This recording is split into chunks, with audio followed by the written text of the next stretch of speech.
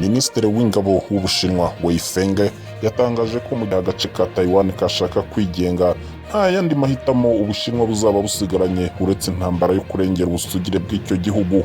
Uyu muyobozi yabitangaje mu kiganiro yagiranye na mugenzi we wa Amerika Lloyd Austin, aho yavuze ko gukoresha Taiwan mu rwego rwo guca intege Ubushinwa bitazashoboka, ashimangira ko ubushobozi bwo kuburizamo ibyo bikorwa buhari. Yagize ati Taiwan ni Taiwan y'Ubushinwa. Umugambi wo gukoresha Taiwan mu guca intege Ubushinwa ntuzashoboka. Hagati aho Austin nawe ntabwo yaviriyemo aho, kuko yabwiye mugenzi we ko Ubushinwa bugomba guhagarika ibikorwa biteza umutekano muke muri Taiwan. Nyuma yo kubonana na mugenzi we, Austin yabwiye abandi bayobozi bari bitabiriye inama y'umutekano iri kubera muri Singapore ko Amerika idateganya kugabanya ibikorwa bya gisirikare ikorera mu nyanja iri hafi y'Ubushinwa.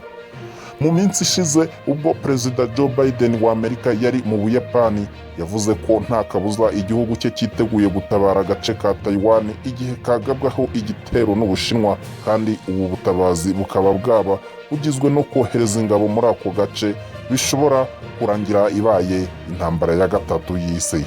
Amakuru mashya TV, kanda handitse subscribe niba utarabikora, uraduteye inkunga yo kujya tukugezaho amakuru mashya buri gihe.